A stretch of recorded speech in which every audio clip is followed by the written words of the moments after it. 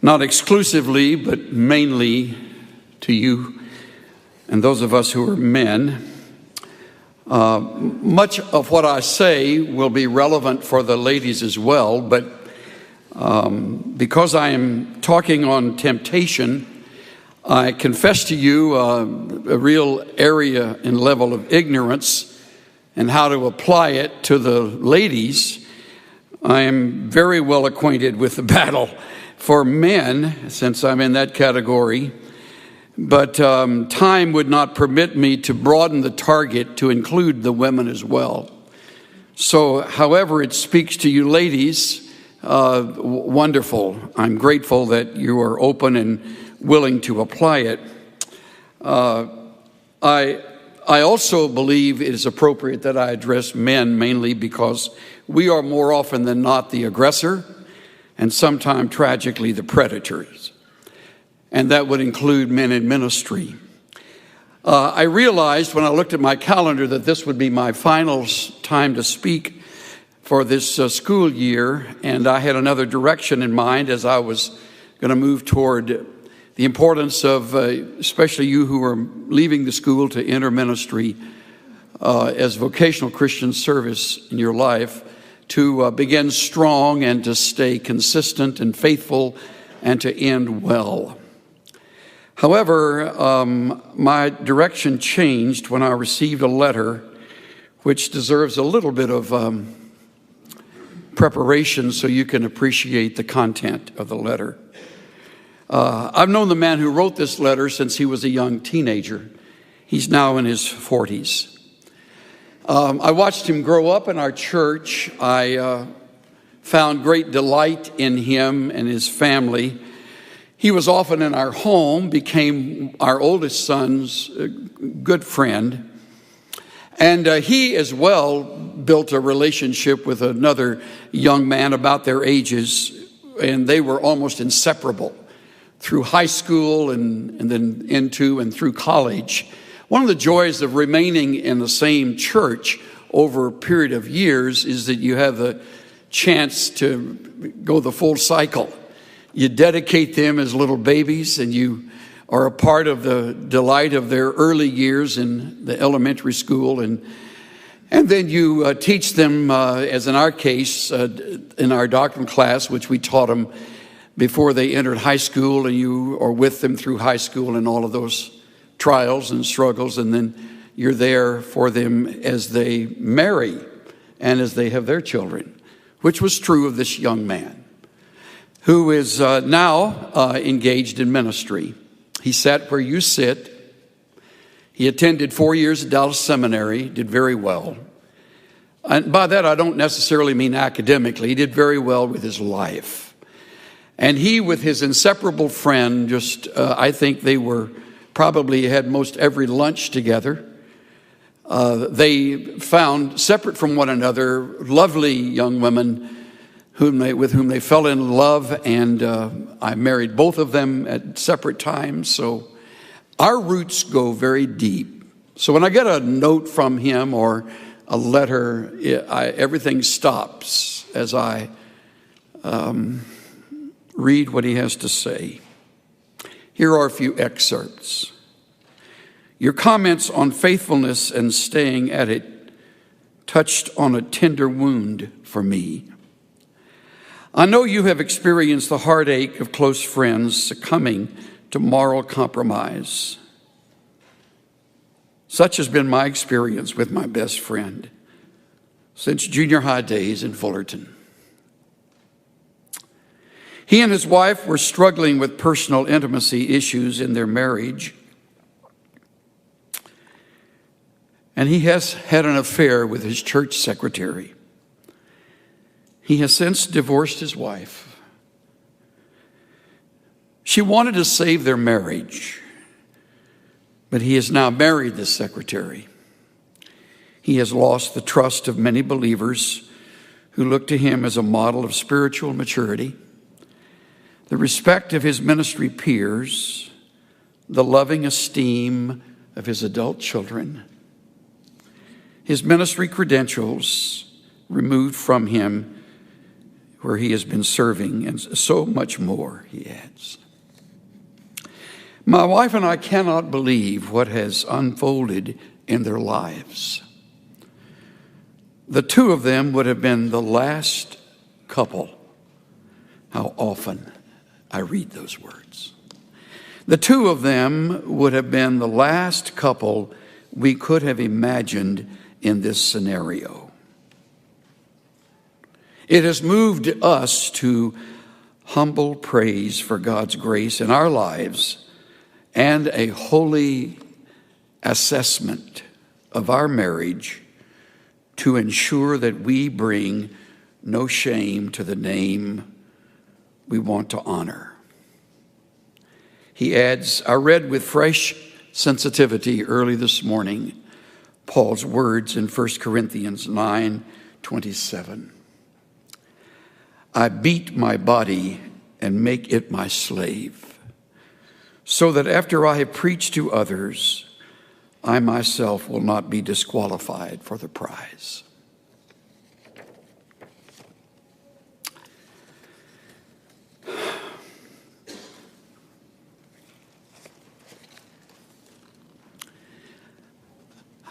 I would love to end this semester message of my time with you on a real high note, and perhaps we can look at it like that. If you will simply promise yourself you'll never forget what I have to say. For however long you live, and without question, you will certainly outlive me and most of us on the platform. And you will carry on. But you must understand that the people with whom I spend much of my time professionally are people who have been through this school. These are the men and women that who have paths that cross with mine often. And therefore, I follow their ministries with an enormous interest and devotion and care and love and affection. This breaks my heart. I couldn't finish reading it the first time I read it. I went downstairs to read it to Cynthia, and I couldn't finish again. Something happened between then and now. Maybe something happened before that I knew nothing about. Obviously it did, or I certainly would have addressed it, since we were often together. And I tend not to hold back when I'm really working closely with other men. And so today I am not going to hold back. I'm going to speak forthrightly. I probably won't need to raise my voice at all, because I think you will listen. Because I think you are also haunted by the same verse that haunts me. Let him who thinks he stands take heed, lest he fall. You will never outgrow lust. You will never come to the place where the opposite sex doesn't look attractive to you, even those you don't even know. It's sort of like what Patrick Morley writes in his book, The Man in the Mirror.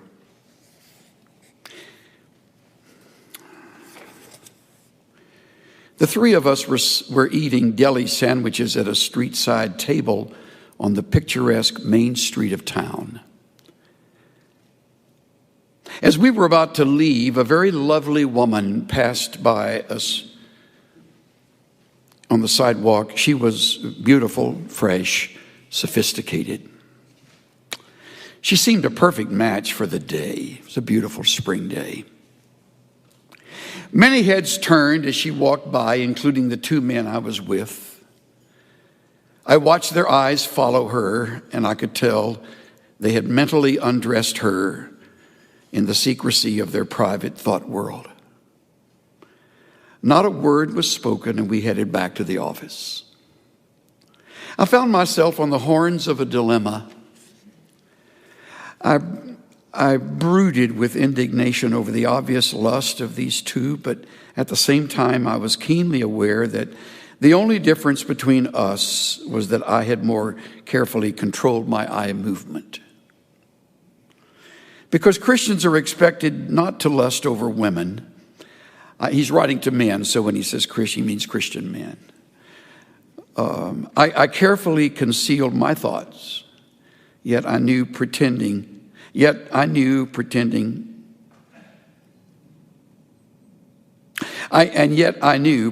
not to notice was counterfeit. I knew I was leading a secret thought life different from the image I projected. I didn't like the pressure of leading those two lives, but I was embarrassed about it. I thought it was exclusively my problem. It never occurred to me that other Christian men might struggle with the same problem. Are you living a secret thought life significantly different from the you known by others? Would you be embarrassed if your friends and associates knew what went on inside your mind? If your thoughts were audible, would your wife want a divorce?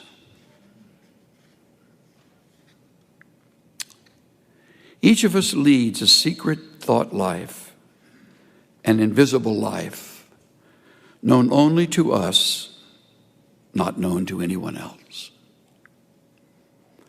The secret life is usually very different from the visible you. The you that is known by others, yet it's the real you. It's the you known by God. For some of us, our secret thought life consists of a dream world of fantasies which concoct intricate plans that would make us famous or powerful or wealthy. Others of us fabricate chance meetings with beautiful women who seduce us.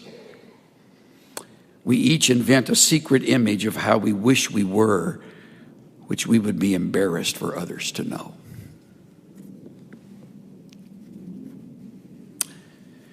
I have my Bible open to Genesis 39.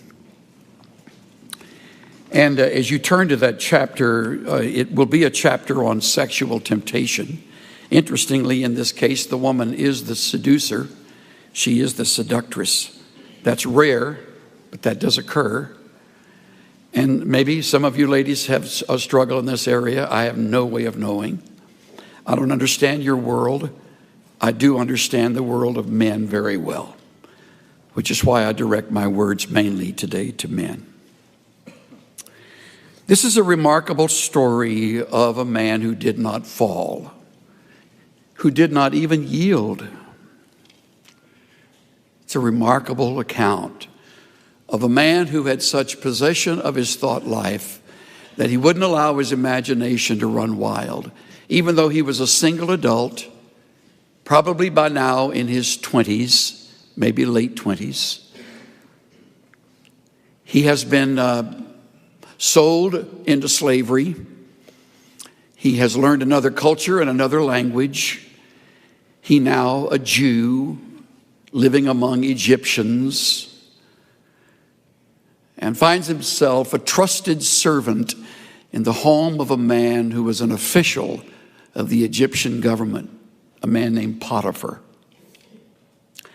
Joseph had been taken down to Egypt, and Potiphar, an Egyptian officer of Pharaoh, the captain of the bodyguard, bought him from the Ishmaelites who had taken him down there. The Lord was with Joseph, so he became a successful man. And he was in the house of his master, the Egyptian. Watch closely the setup. His master saw that the Lord was with him and how the Lord caused all that he did to prosper in his hand. So Joseph found favor in his sight, and he became his personal servant. He made him overseer over his house, and all that he owned he put in his charge. What a magnificent trust. This Egyptian officer over time had watched, studied, listened to, seen the results of the work of this Hebrew servant, and little by little he released to him more and more responsibility and authority and privacy. It came about, verse 5, that from the time he made him overseer in his house over all that he owned, we read again, the Lord blessed the Egyptian's house on account of Joseph. Thus the Lord's blessing was upon all that he owned in the house and in the field.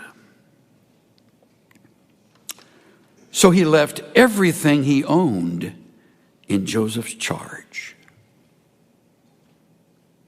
And with him there he did not concern himself with anything except the food which he ate. That, men and women, is trust.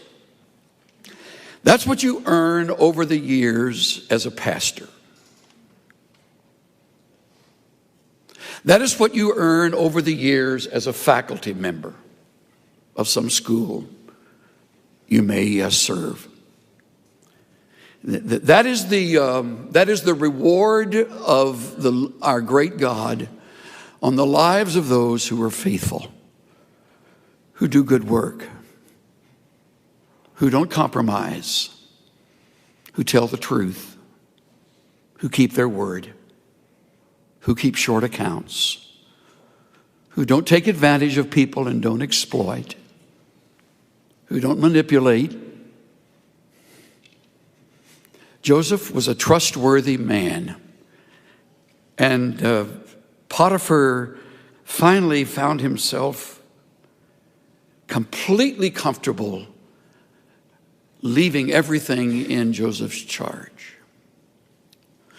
Before I go one step further, I have to pause and say that in itself puts you in a very vulnerable position, because you still have your thought life. You still have a world that goes on in your brain and in your old nature that is vile. It is obscene, which, if the Spirit of God does not control it, waits for the moment to lurch into action. We had a man who was a very fine preacher and long-time servant of Christ, we thought, had been in several churches by the time he came to the one he was in when we invited him to be one of our conference speakers. And he brought 5 significant messages, interestingly, on accountability, only for us to find out a few months later that he had women on the string at every church he had served, until it finally came to light within months after he had been ministering to us at our conference. And he had lived a lie. Though at each church he had earned the trust of the people by his visible world. But he was a liar. He was an adulterer. He was an unfaithful man.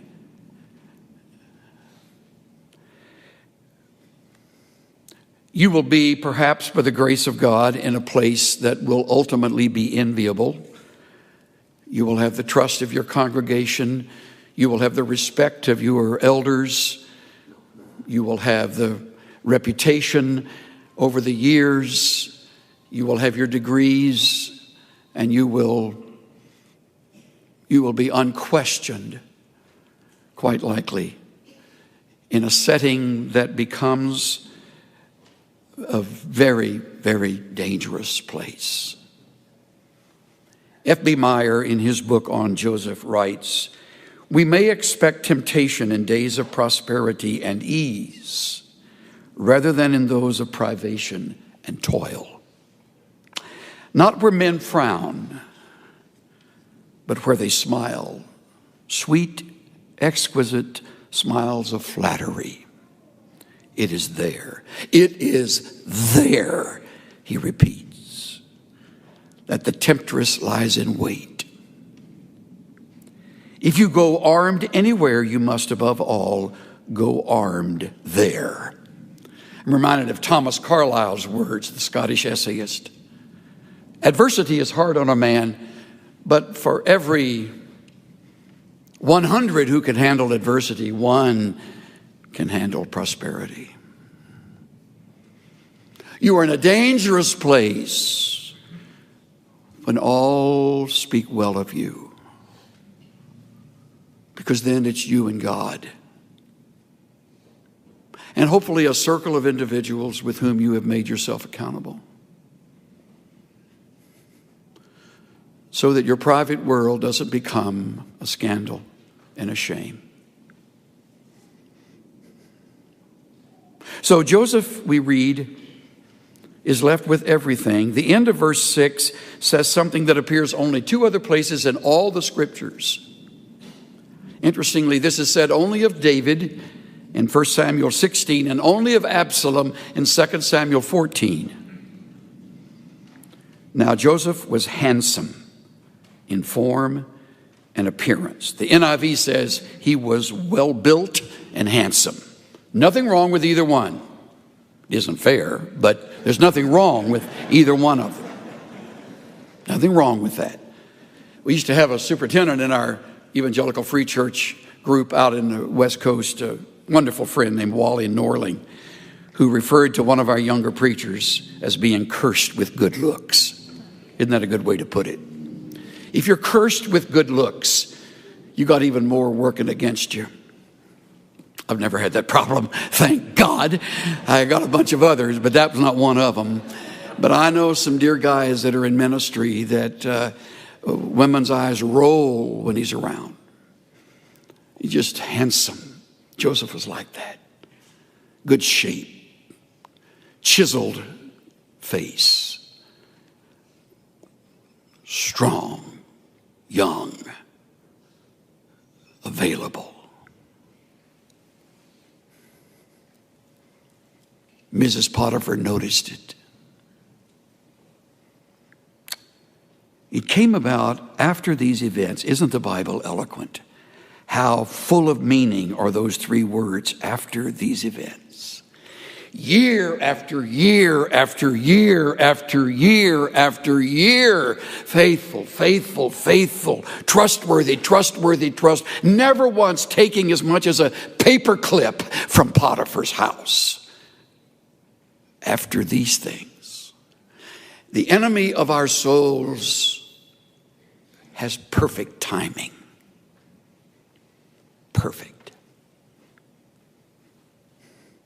After these events, his master's wife looked with desire at Joseph, and she said, "Lie with me." That's what I call the direct approach. Rarely happens, but sometime it will. I'm drawn not so much to her words, I'm drawn to the word desire. She lusted after Joseph. Dietrich Bonhoeffer has done his best work in a very small book that we could almost call a booklet. It's entitled Temptation. Listen to Bonhoeffer. In our members, there is a slumbering inclination toward desire, which is both sudden and fierce. With irresistible power, desire seizes mastery over the flesh. All at once, a secret smoldering fire is kindled. The flesh burns and is in flames. It makes no difference whether it is sexual desire or ambition or vanity or desire for revenge or love of fame and power or greed for money. Joy in God is extinguished. as we seek all our joy in the creature. At this moment, God is quite unreal to us. And only desire for the creature is real. Satan, I love this line, Satan does not here fill us with hatred of God, but with forgetfulness of God. We'll just put God aside for now. Satan does not here fill us with hatred of God, but with forgetfulness of God. The lust thus aroused envelops the mind and will in deepest darkness. The powers of clear discrimination and of decision are taken from us. It is here that everything within me rises up against the word of God. That's it. He nails it. In vulnerable moments, I don't hate God. I just kind of get him out of the focus of my mind. Joseph never did that. Lie with me, she says. But he refused. Good for him. He said to his master's wife, notice how that's written. He says to his master's wife, of course. Behold, with me here, my master does not concern himself with anything in the house, and he has put all that he owns in my charge. There is no one greater in this house than I, and he has withheld nothing from me except you, because you were his wife. How then could I do this great evil and sin against God?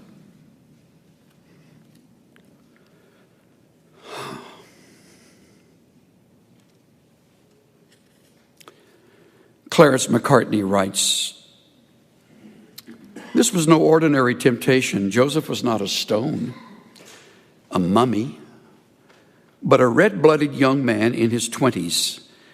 It was not one temptation on one day, but a repeated temptation. An old story tells how when Joseph began to talk about God, the temptress flung her skirt over the marble bust of the God that stood in the chamber and said, now the gods will not see. But Joseph answered, my God sees. Reminds me of what the psalmist writes in 139, verse 3. You scrutinize my path and my lying down, and you are intimately acquainted with all my ways. He knows every minute you spend on the internet. He sees everything you look at. He sees every stolen moment. He sees it all. I forget who said it. I wish I had been the originator, that a secret sin on earth is open scandal in heaven. There's no sin here. There's no sin in the temptation. Sin is in the yielding. So he says no. Now, the great hope is that does it. She's out of the way. Nope. Verse 10, it came about as she spoke to Joseph day after day, that he did not listen to her, to lie beside her, or to be with her. Day after day after day after day. Remarkable, remarkable relationship with God. I almost said remarkable man, but he's just a man like you or me. The difference is he had cultivated the kind of relationship with his God that would not permit this. Just would not permit it. One day she finally decides enough's enough. It happened on that day that he went into the house to do his work, and none of the men of the household was there inside. So they're all alone. I'm sure she made sure there was no one else around, perhaps locked the doors. She caught him by his garments, saying, "Lie with me." And he left his garment in her hand and fled and went outside. Interestingly, so often in the New Testament, when you come to passages dealing with sexual lust, the answer is to run. That's a wonderful response. You can't lust and run fast at the same time. And he took off running, left part of his garments there. And when she saw that he had left his garment in her hand and had fled outside, she called to the men of her household and said to them, "See, he has brought in a Hebrew to us to make sport of us." There's anti-Semitism in her words. This Jew.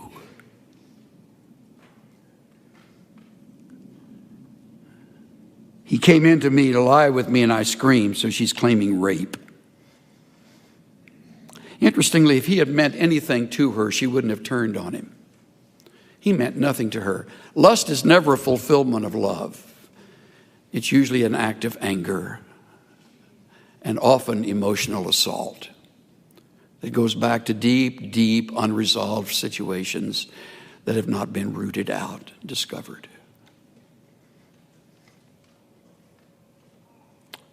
Came about when he heard that I raised my voice and screamed, that he left his garment beside me and fled. She left his garment beside her until his master came home. Then she spoke to him with these words, "The Hebrew slave whom you brought to us came in to make sport of me. It happened as I raised my voice and screamed that he fled." When the master heard of it, his anger burned, and verse 20, he put him in jail. Verse 21, but the Lord was with him.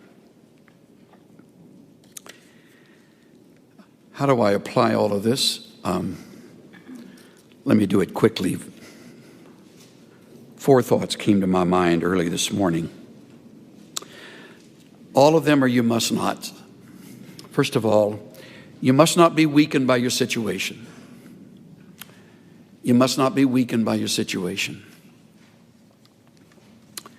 Economically, Joseph was secure, respected, and trusted. Personally, he was handsome, desired. Miscellaneous other things, they were alone, had an excellent track record. He was invited. He was unmarried. It's her idea. Your flesh invariably will remind you of those unique situational circumstances, and you'll fall. If you don't, strengthen your life in the midst of whatever situation. So you must not be weakened by your situation. Secondly, you must not be deceived in the persuasion. It was a bold, flattering, calculated, direct, and quite frankly, extremely desirable. In what I read, I find that the ancient Egyptian women were fabulously beautiful. It's quite possible that cosmetics began there, and they knew how to make themselves even more attractive. He could have thought, her husband doesn't meet her needs like I could. By doing this, you'll prove that you really care for me. Who will ever find out we're completely safe? Look, I'm so terribly alone and lonely, and God will understand. Just this once, never, ever, ever again. Those are the words of temptation. You must not be deceived in the persuasion. Here's the third, and perhaps I mean this one most firmly of all 4. You must not be gentle with your emotions. We read in verse 8, he refused. We read in verse 9, it is a great evil. Those are his words. Sin against God. Those are his words to her. He did not listen to her and would not be with her. Verse 10. Verse 12, he left and fled and went into the street. Those are all strong, not gentle, but strong reactions to the emotions within him.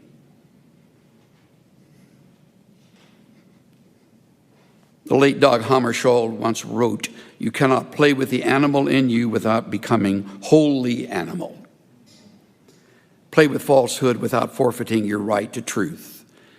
Play with cruelty without losing your sensitivity of mind. He who wants to keep his garden tidy doesn't reserve a plot for weeds." You must not be weakened by your situation. You must not be deceived in the persuasion. You must not be gentle with your emotions. By the way, if necessary, be rude. Just be rude. That has a way of turning the other person off. Number 4, you must not be confused with the immediate results. Day after day, he's tempted. Advances become more forceful, not less. False accusation followed his obedience. He was later then demoted, misunderstood, and dumped in jail. I would add also, you must never forget the ramifications. In his fine book, Christ in Isaiah, F. B. Meyer writes this: "This is the bitterest of all, to know that suffering need not have been, that it has resulted from indiscretion and inconsistency, that it's the harvest of one's own sowing, that the vulture which feeds on the vitals is a nestling of one's own rearing. Ah, me, this is pain." I woke up this morning thinking about my friend's friend in bed with another woman. I thought about how he must feel, alienated now from friends and, worst of all, his own children. I thought about everything he had planned for and trained for was now worthless. So what does he do now? Is she worth that? If you could possibly project yourself beyond the moment of sheer ecstasy, for just a few seconds of ecstasy, and think about a lifetime of shame, it'll help you. It'll help. Stay pure. Stay pure.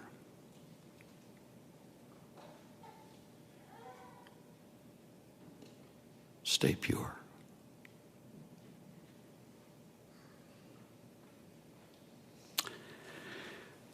Lord, we sit in this room and all of it makes such sense, and we would all acknowledge that everything we've heard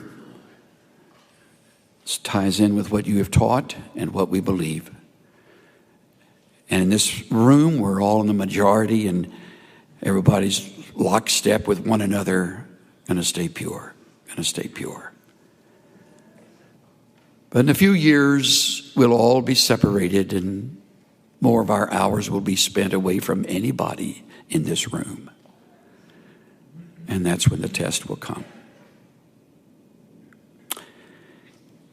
May we never forget the marvelous model of Joseph and the way you strengthened him in this hour, those days, and how you took him even through the jail experience to promote him to a position he would never otherwise have had. I pray for these younger men and women who have their lives before them, that they may be for you throughout their lives testimonies of the holiness of God. I ask that for faculty and student alike, for preacher and missionary alike, for counselor and staff member and musician alike, for authors, songwriters, for those who hold responsible positions in the future, leading ministries and serving the people. May we be models of purity. Spirit of the living God, fall afresh on us. In the name of the Savior. Everybody said.